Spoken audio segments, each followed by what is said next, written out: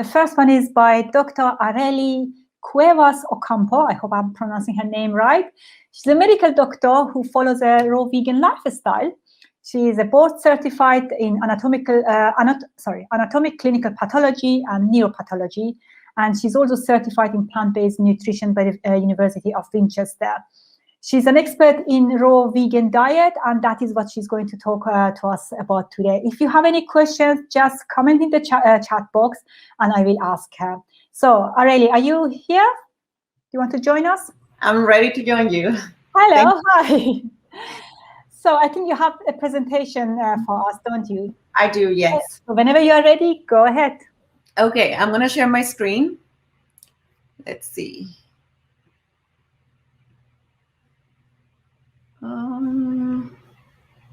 Share.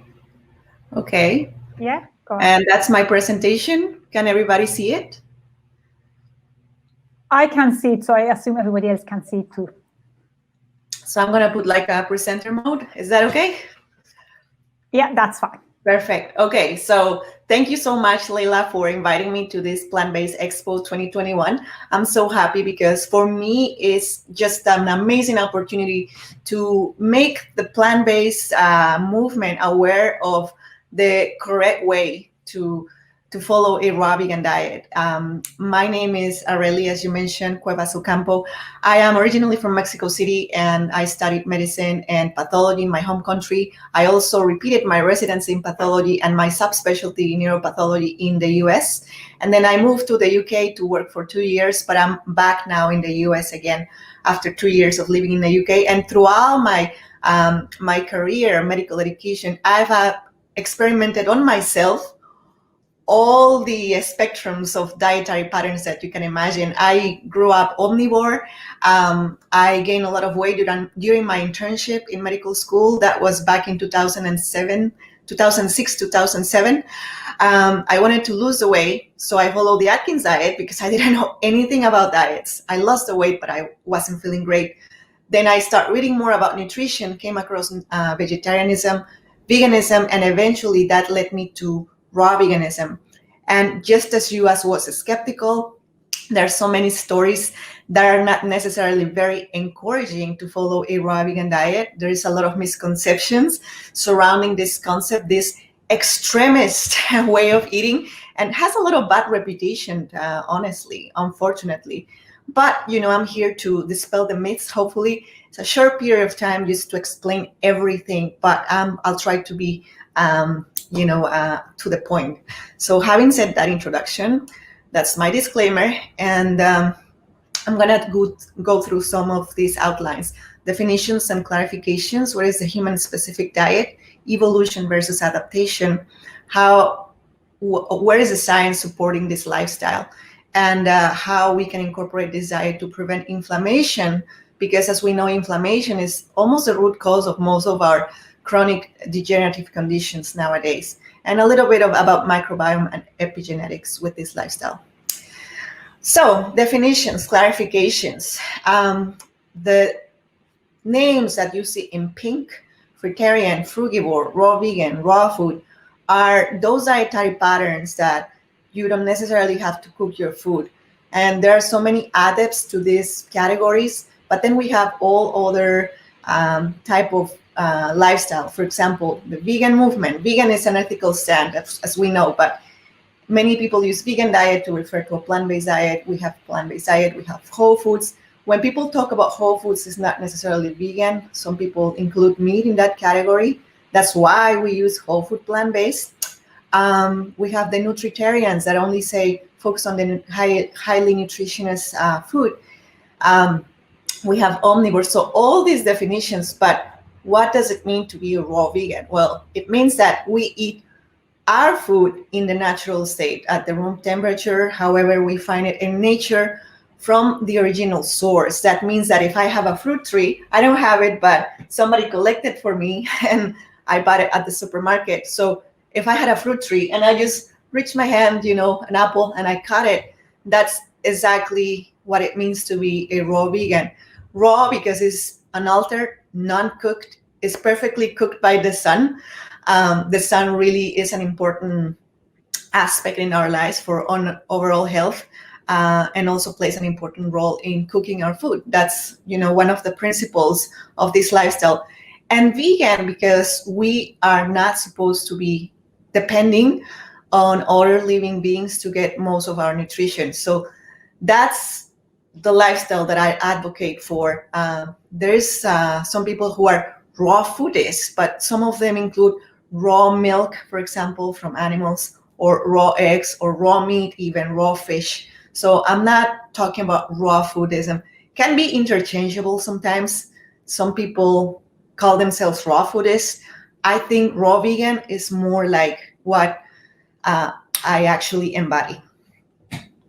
Now, when you come across raw vegan channels or accounts, you're going to find a lot of crazy stuff. And it's not crazy because every single one of these items probably has its time and place, but that doesn't mean that this is what all raw vegans do.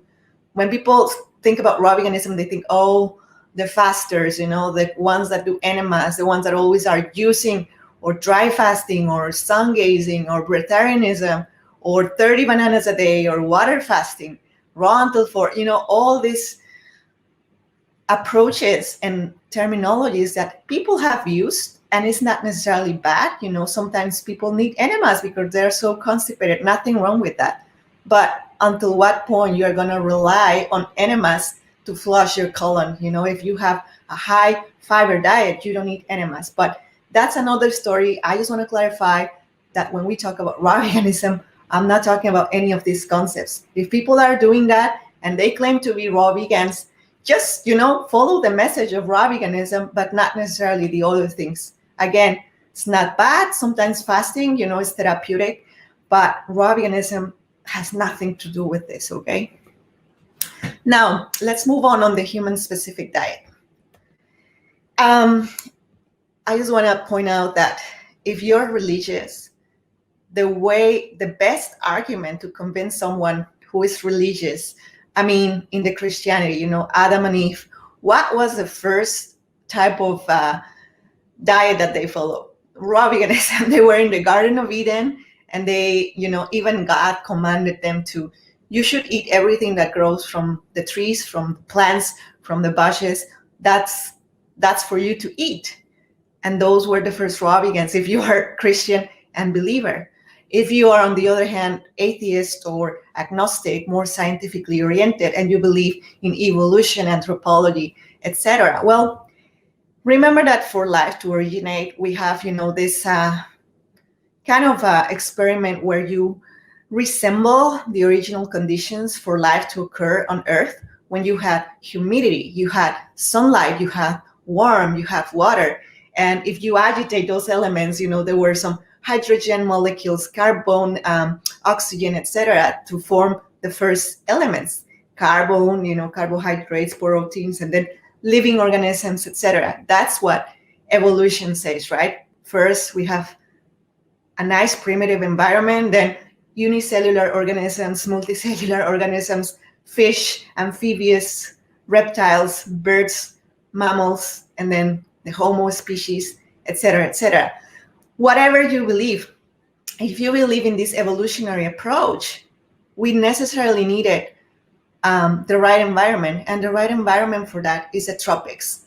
Some people argue, especially the paleos and the ketos and the carnivores, like we were Neanderthals and that we were living in caves, chasing mammoths and big animals, and then we ate a lot of meat. That's probably the ones who migrated, because I can show you here. According to this map about anthropological studies, life originated in the equatorial areas, and then we migrated, like in this map. You can see different hotspots here in orange, and most of them are in countries and in regions that are in the tropical areas, in the Ecuador, close to the Ecuador. As soon as humans started to move, obviously they had to adapt, right? They had to adapt. If they moved, chasing food, I'm referring to raw veganism because, initially, before the fire existed, before agriculture existed, before hunting and developing of all these tools to chase animals, We were collectors. We were so lazy. We were like, yeah, bananas, papayas. We were in the tropics. Eventually, we had to move and we had to adapt. Agriculture started, fire discovery, tools creation, hunting, etc. So does it mean that because we cook our food, we are supposed to be eating cooked food? We can adapt to eat cooked food. Nothing wrong with that. What is my livelihood, my chances of survival with raw vegan food versus a whole food plant-based diet, healthy cooked vegan food? What are my chances to, living a decade longer than if I eat cooked food? I don't know, but the quality of life, the preservation of, I don't know, good skin, good tissues, pain-free, more vitality, more energy. For me, that's a great exchange. I don't want to be immortal, but I just think that my body functions more optimally when I feed it with the food that is designed for us to eat. Many say, well, I live in the UK. I used to live in the UK as well. And I follow a raw vegan diet over there. You say, well, the UK is an island. We don't have tropical fruits. It's not natural for us. Well, nothing is natural nowadays. Fortunately, our modern lifestyle allows us to have all these imports, allow us to have heating in our houses, and all these things that make our life easier. So, if you want to take a natural approach to that, yeah, you should eat locally. You should eat ethically sourced. You should eat as organic as possible. But also, don't forget about your origins. Just because we adapt it doesn't mean that is the best for us. And if you can accommodate your environment and your sources for you to procure your vehicle and keep it in a healthier state, take advantage of it. Take advantage of the imports. Take advantage of the money that you have so you can buy the best fuel for your body. So I spend a lot of money in fruits and vegetables, but I don't care because it's an investment on myself and my health, and I feel at my best. And it's an investment because I'm not going to be relying on pills or procedures, knocking on the wood in the future to preserve my health as long as I can. Now, this chart, you may find it online. Honestly, I don't know who is the author. I think I need a citation to give credit to whoever created this, but it's a very nice chart. If you Google or put in your browser, I don't use Google anymore, I use DuckDuckGo, but if you put, for example, human-specific diet or humans are frugivores, this is going to be the first image that appears in your search, and you're going to see how comparative anatomy makes us understand what is the most suitable diet for us. And if you look at the columns that are to the on your right-hand side, the frugivore, which is the chimpanzees, the bonobos, etc., really have the same dentures, the same mouth opening angle, the same salivary structural tongue surface, etc.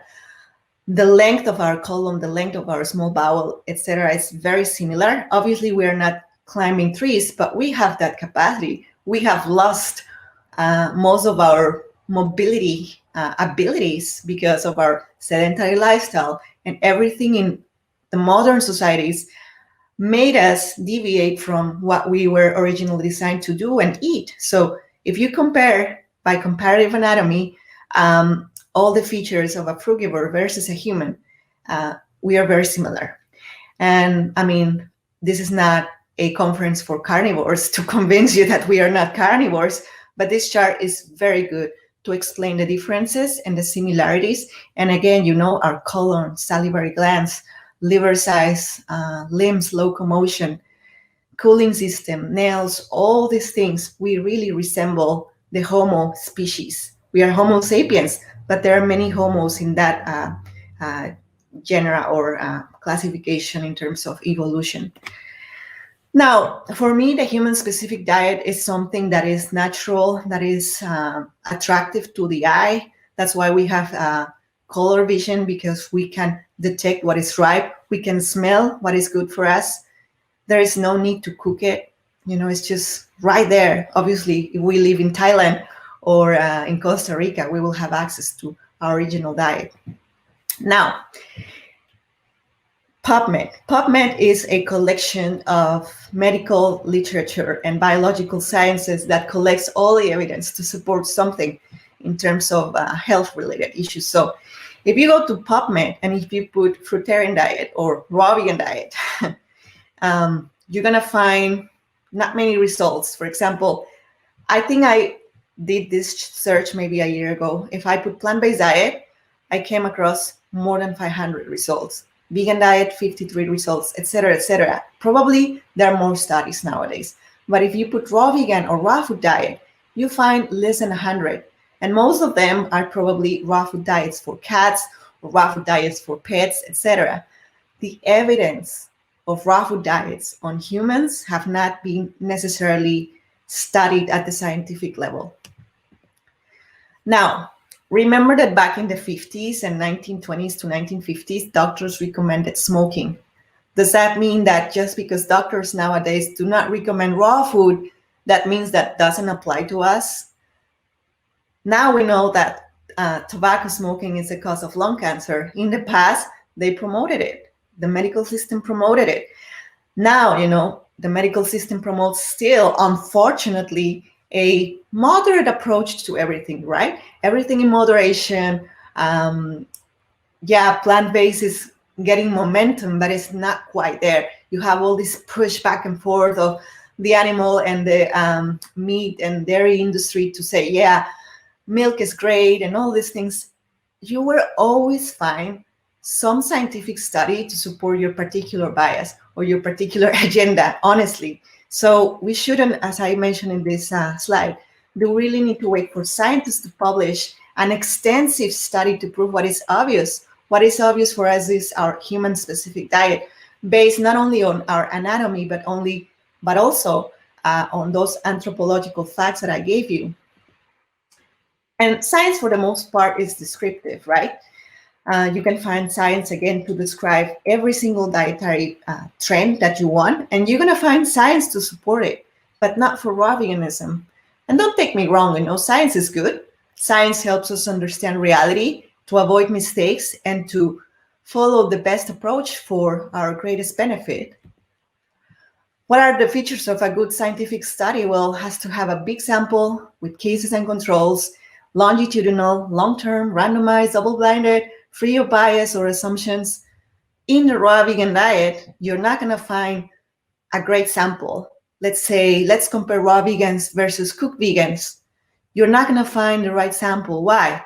Because the raw vegan diet is usually promoted by chiropractors, naturopaths, hippies, people that are, living the van lifestyle or the bicycle or the backpack lifestyle. And we kind of discredit and look down to those people because we think that they don't have the credentials or things like that. But if you open your mind, you will realize that probably the wisdom of anecdote still exists, and we should not disregard, some of the teachings that these people are doing. And just because it's a single case report or anecdotal evidence shouldn't be disregarded.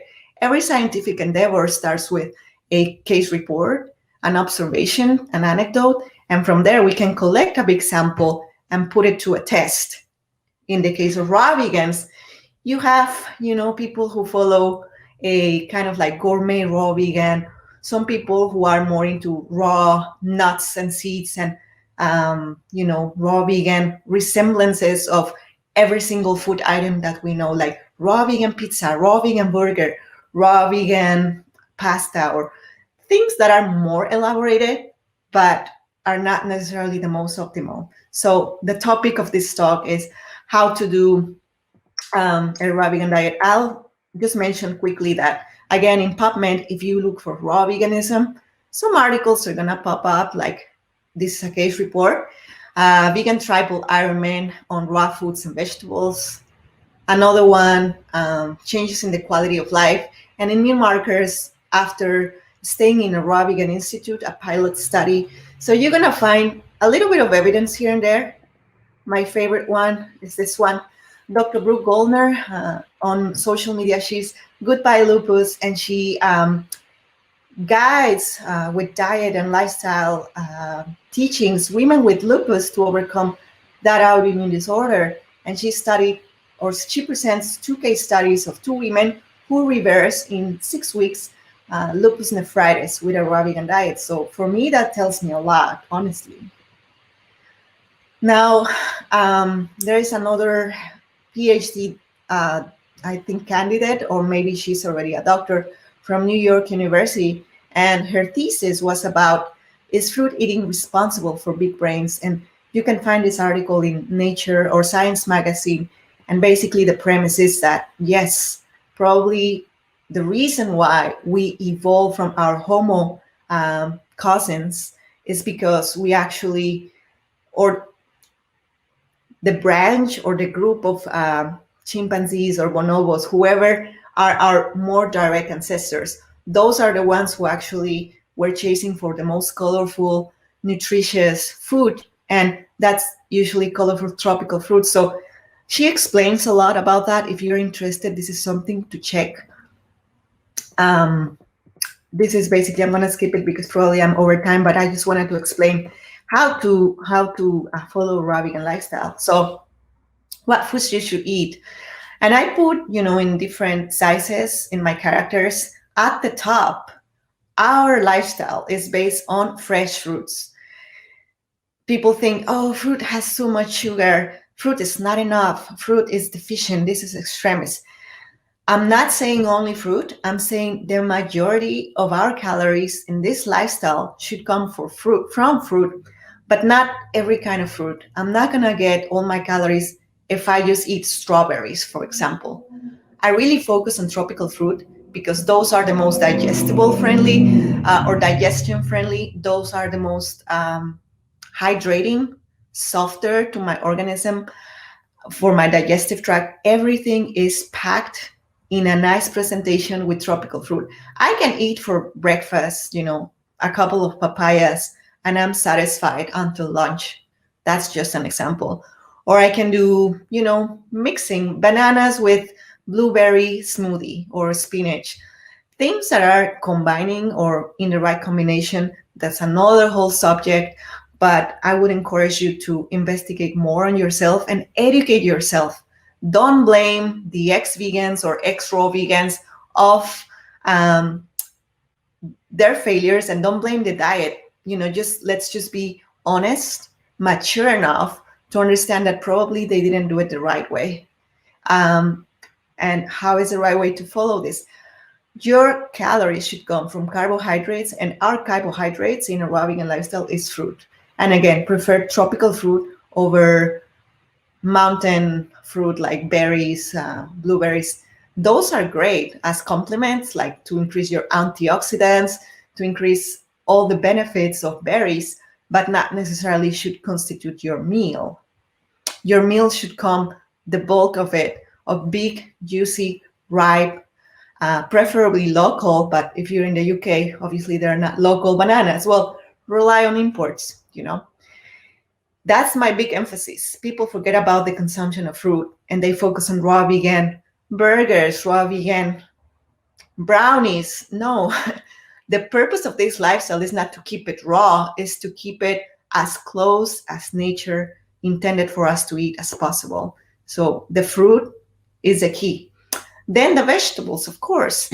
Monkeys and our cousins in the Homo category eat a lot of leafy greens. And that's a big component of our diet as well. Vegetables, the ones that are fruits, actually. Cucumber is a fruit.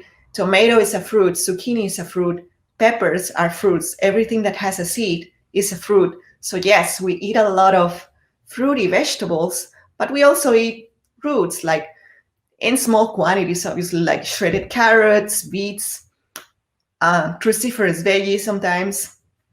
Most of the times we prefer sprouts, for example. Those are great sources of protein, antioxidants, nutrition, all the things that the greens gave us. I mean, probably some of you are knowledgeable about the benefits of eating more greens, fresh greens. If you're going to eat spinach, for example, and if you want to incorporate more raw fruits and vegetables, don't cook your spinach. Eat them fresh. They're more nutritious, more satisfying, more hydrating, and you're going to preserve all the enzymes inside of them. Then sprouts, as I mentioned. I mentioned nuts and seeds below because our priorities, again, is carbohydrates. Raw nuts and seeds are fats, and we keep our fats low. In the winter, sometimes I increase my fat intake just to get me through it, but it's not 30% or 40%. You know, many people don't realize how much fat they're eating until they document their intakes. So in our lifestyle, fat is secondary. Lettuce has fat, bananas have fat. Yeah, we should supplement our diet with, you know, maybe a handful of seeds and nuts, but not everything. Some people say, oh, Robbing and lifestyle, let's eat the whole bag of nuts. That's not the way, because you're going to get constipated, you're going to feel bloated, you're going to feel terrible. Fat slows you down. Focus on the fruit. I'm not saying deprive your calories. I'm saying the calories should come from fruit. And obviously you have dry fruits and vegetables, nut milks, raw nut butters, seaweed. At the bottom, I put olive oil, coconut oil with a question mark, because again, this is processed food. Probably was not heated during the extraction, probably it's cold pressed, probably it's extra virgin, whatever adjective that is for marketing purposes that gives you the comfort to say, oh, it's super healthy, you know, extra virgin, cold pressed. It's a processed food. Oils are processed food. So I put question mark because, let's be honest, a tablespoon on your salad of olive oil is not going to hurt you. But I don't need it. I would rather eat like a third or half of an avocado and I get my fats, you know, or sometimes I put in my dressing chia seeds or flax seeds or hemp seeds, and I have my omega-3 requirements fulfilled when I do that, or in my smoothies. There's so many ways to do it, but this is the list of priorities. Fermented foods, again, controversial. Do you need it to have a great microbiome? Probably not, because if you have your microbiome being fed by high fiber fruit and vegetables, I don't think you need a little bit of help with fermented food. Some people may need it for transition. People who are living the omnivore diet, maybe they need it because they're not having fiber. So, you know, if you want to incorporate it, it's not bad, but it's not a must. So just to summarize, carbohydrate is our main fuel. Prefer fresh, ripe, seasonal, local, and if possible, organic. If not, just wash it pretty well. Then, if you cannot get all your calories from tropical fruit because it's so expensive, well, rely on root vegetables. Cook them, but never boil them. Boil them, but never fry them or use like oils basically to cook it. You should steam it, boil it, or bake it.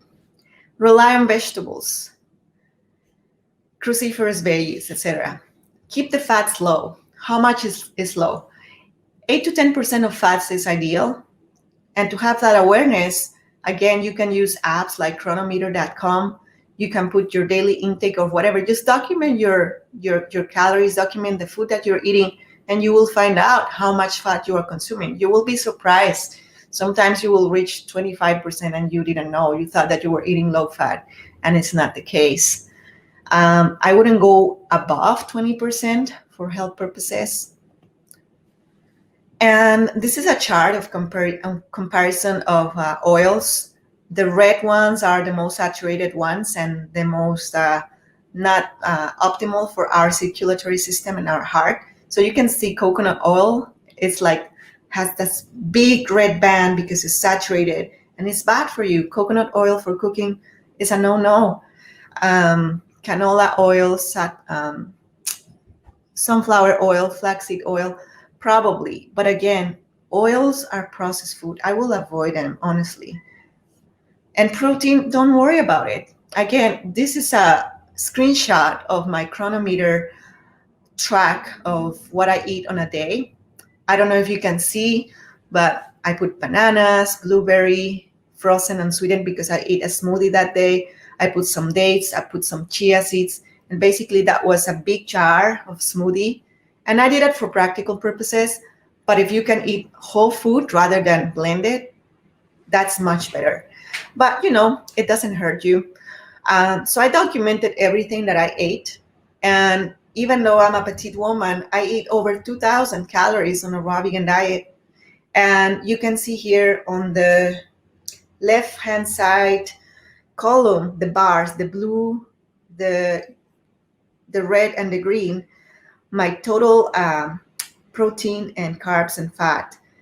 Again, I'm at the top of all my requirements. You can see here the vitamins. I'm exceeding vitamin B's, vitamin C, vitamin A.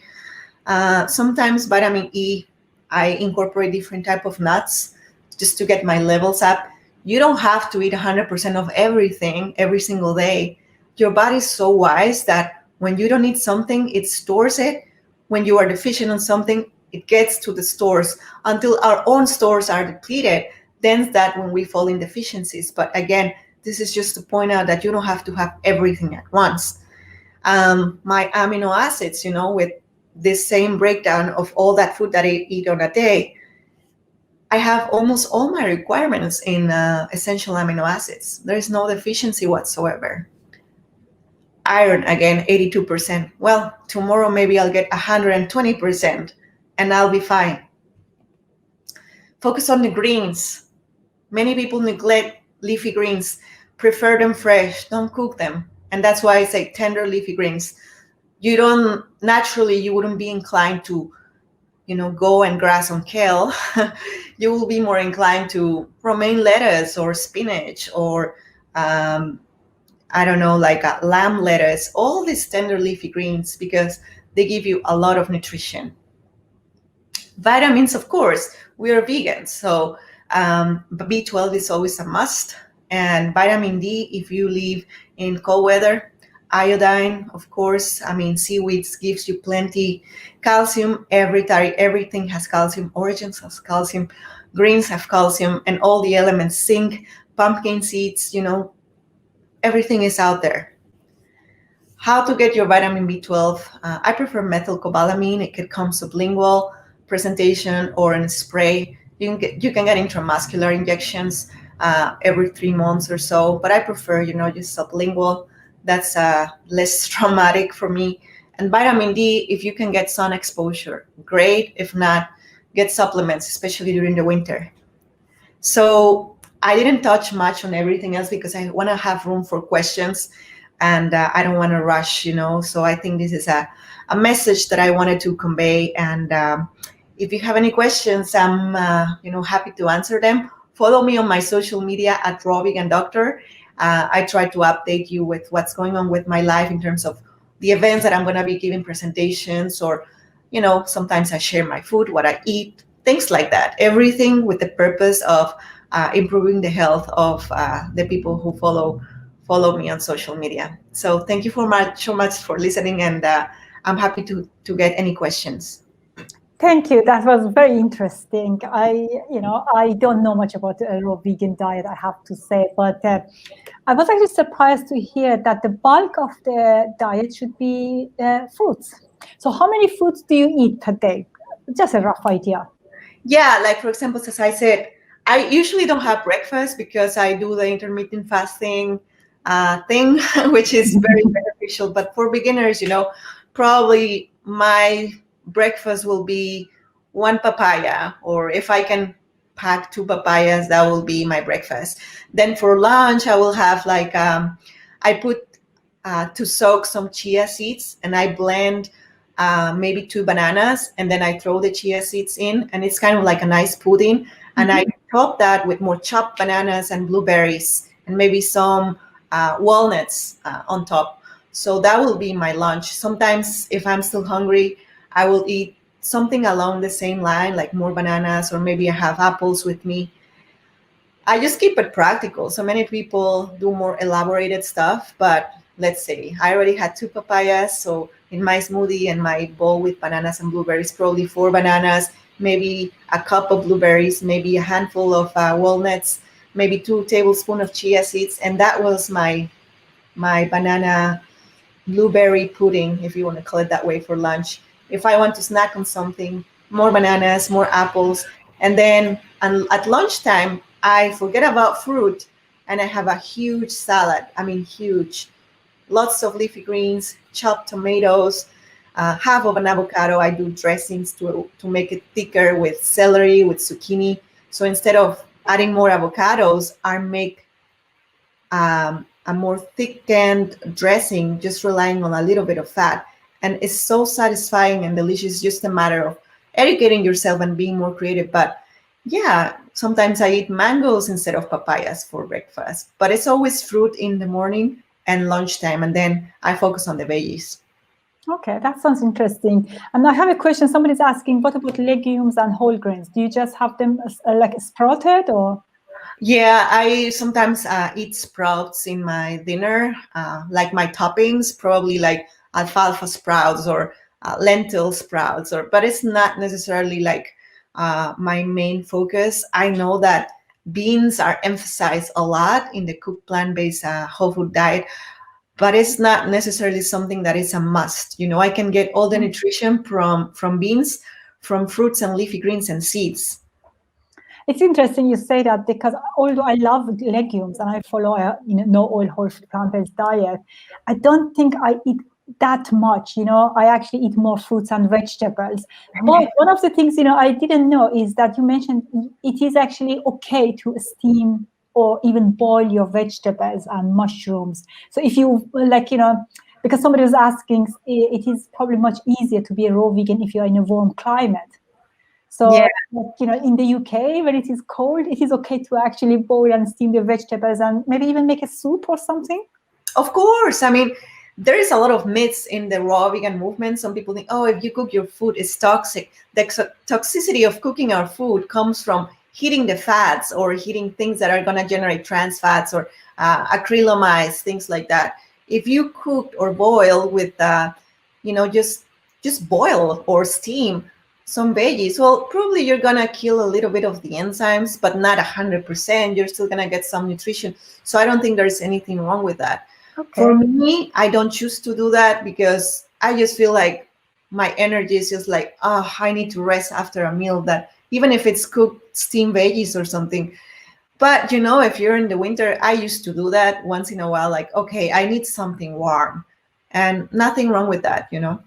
Okay, one last question, because I love coffee. I drink a lot of coffee and tea, but I always time it with my vegetables and fruits because, of the absorption of nutrients. And also I think, I don't know, I haven't tried it, but I think it might actually give me like a reflux or, kind of a heartburn. So how do you do that? Do you drink a tea or coffee with, on a raw vegan diet? So I have to be super honest. I have a YouTube channel and I put like a video how to quit coffee, because I honestly think that if we follow a lifestyle that is healthy, we are not supposed to be depending on stimulants. If you have your nice, sleeping hours, I just feel energized just with my 7-8 hours sleep, running first thing in the morning, taking a cold shower, positive mindset. I don't need a stimulants to feel energized, but I'm a doctor. I'm sleep deprived all the time just because of the modernity, and probably I take late night reading. Sometimes I use a little bit of coffee to kick up myself and keep making diagnosis in the morning just because I need the mental focus and clarity. Yeah. I don't think it's super detrimental like many people make it believe. Obviously, if you have 3 cups of coffee per day, well, you need to cut back a little bit. But, if you just need to feel the stimulation a little bit once in a while when you really need it, I don't think it's bad. I do it occasionally, but I procure not to do it. That's very interesting. Thank you so much. I really enjoyed it. I think, we don't really hear much about, kind of a raw vegan diet and how to do that. Just one last question is coming through. Brenda Davis says that a raw vegan diet may be beneficial for people with inflammatory arthritis. What do you think? Well, obviously, I think. Of course. I mean, I'm a runner, and my joints hurt the most when I was in a raw vegan. I had to recover a lot. I have to warm up because in the morning I was stiff, and it's inflammation in my joints. So in chronic arthritis, just go to Dr. Brooke Goldner, Goodbye Lupus. Even though you don't have lupus, you have arthritis, or whoever has arthritis. is a type of autoimmune disorder. And I'm sorry I didn't touch base on inflammation, but a raw vegan diet amongst the whole food plant-based diet is the least inflammatory diet.